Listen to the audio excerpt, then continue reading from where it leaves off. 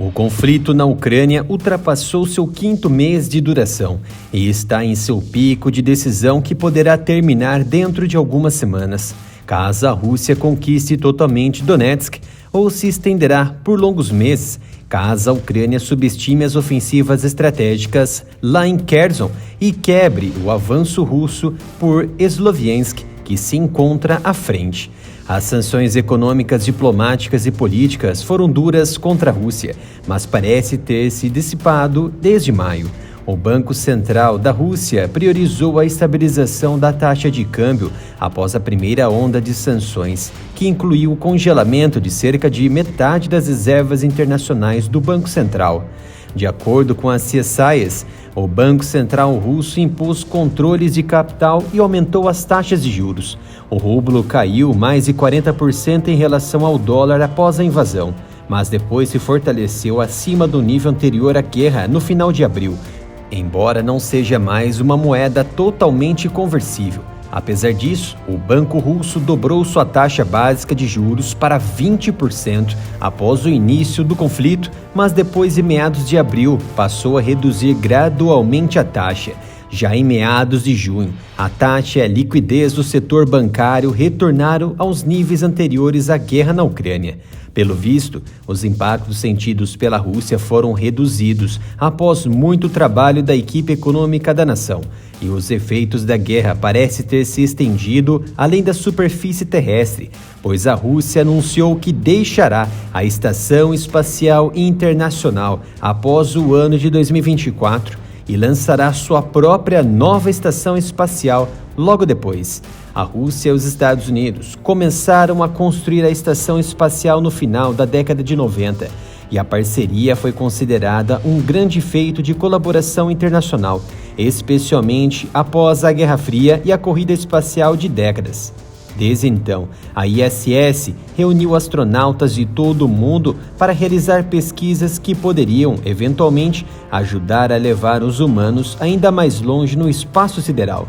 A parceria da ISS agora inclui 15 países diferentes e é considerada por alguns como a maior conquista da humanidade e que esteve acima do que está acontecendo atualmente no planeta Terra.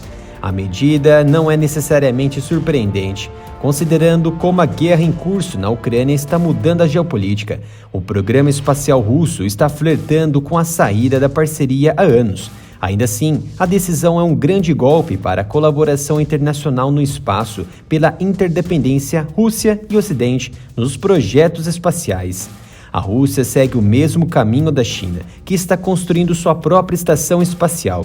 Isso porque o programa espacial chinês é administrado pela ala militar do Partido Comunista, o Exército de Libertação Popular. Em grande parte, prosseguiu com o programa Tiangong, sem assistência de outras nações.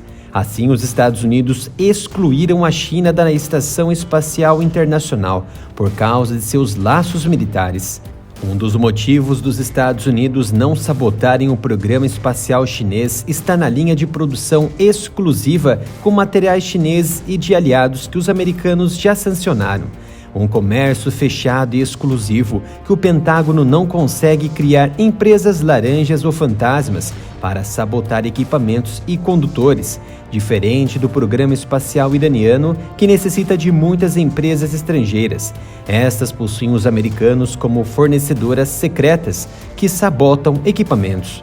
A mídia russa divulgou o anúncio depois que Yuri Borisov, o novo chefe da Agência Espacial Russa, discutiu a decisão com o presidente Vladimir Putin durante uma reunião na terça-feira, 26 de julho, sentados um de frente com o outro.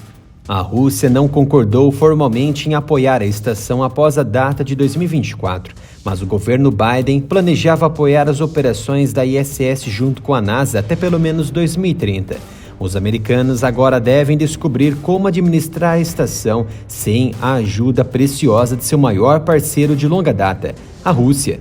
Isso não é necessariamente impossível, mas será difícil. A ISS foi originalmente projetada para que Roscosmos, a agência espacial russa, e a NASA controlassem aspectos críticos das operações da estação espacial em conjunto.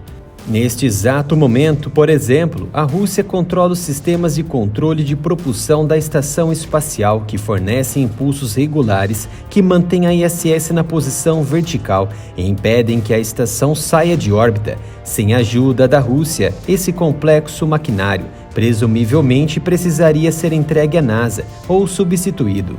Em meados de julho de 2021, por exemplo, autoridades russas culparam uma falha de software pela inesperada cadeia de eventos que fez com que a Estação Espacial Internacional desse uma guinada e forçou o adiamento do tão esperado relançamento da cápsula espacial Starliner pela Boeing. Na época, a estação espacial do tamanho de um campo de futebol completou cerca de 1/8 de volta em seu eixo, quando os controladores de solo na Rússia recuperaram o controle.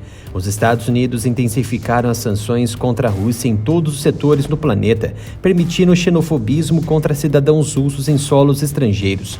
Mas em relação ao espaço, os americanos consideram não mexer com a nação dita inimiga global, porque, segundo Bill Nelson, administrador da NASA, a agência ainda está coordenando com os nossos parceiros.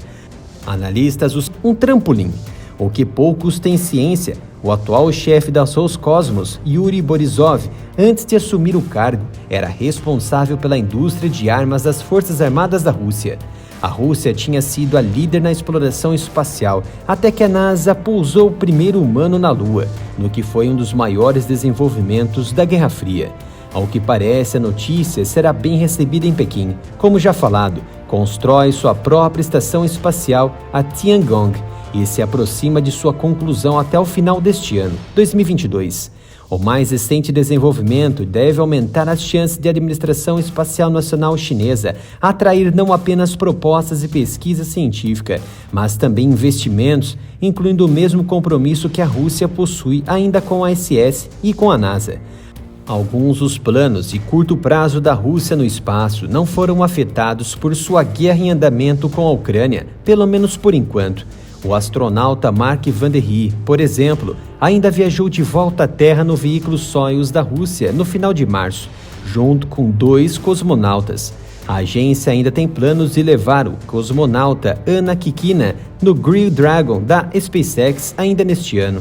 Mas outros aspectos da agenda espacial da Rússia estão agora no ar e possivelmente sinalizam a nova abordagem da Roscosmos. Por outro lado, a deterioração das relações entre a Europa e a Rússia já afetou o trabalho no espaço. A Agência Espacial Europeia, que representa 22 nações europeias, emitiu no final de fevereiro uma declaração reconhecendo sanções contra a Rússia. Em resposta, a Roscosmos atrasou os lançamentos de vários satélites no porto espacial da Europa na Guiana Francesa, que deveriam usar o foguete Soyuz da Rússia. Separadamente, a Agência Espacial Russa entrou em um impasse com o Reino Unido sobre os planos de lançar em órbita 36 satélites da empresa de internet por satélite OneWeb. A Roscosmos deveria entregar esses satélites novamente usando a Soyuz em 4 de março, mas se recusou a fazê-lo, a menos que o Reino Unido vendesse sua participação na empresa e prometesse que os satélites não seriam usados por seus militares. O Reino Unido, por sua vez, que declarou suas próprias sanções contra a Rússia, disse que não estava disposto a negociar. A OneWeb anunciou depois que contrataria a SpaceX, sua concorrente, para lançar alguns de seus satélites. Há muitos significados por trás da saída da Rússia e a aproximação com a China. Moscou e Pequim estão vibrando quando se trata de exploração espacial, e os dois têm planos de desenvolver conjuntamente uma base de pesquisa na Lua. Os dois divulgaram em junho de 2021 planos para a Joint International Lunar Research Station, que inclui a construção de instalações tanto na superfície quanto na órbita lunar. Enquanto os engenheiros estão indecisos sobre a localização final da base lunar, estudos iniciais colocam a cratera de Amundsen, no Polo Sul lunar, como um local potencial. Outro ponto a ser destacado é a presença de empresas privadas em ascensão nos projetos espaciais. As viagens e dispositivos espaciais não se restringem a investimentos estatais ou governamentais. No atual momento, grandes empresas trabalham com bilhões e bilhões em desenvolvimento de equipamentos aeroespaciais em conjunto com nações. A retirada da Rússia da estação espacial abrirá uma nova porta para empresas privadas entrarem na ISS, pois o laboratório requer uma presença permanente e financiamento para se sustentar. O setor privado não apenas trará novas pesquisas, mas também grandes dólares para a NASA continuar pressionando a permanência da estação até 2030 ou além.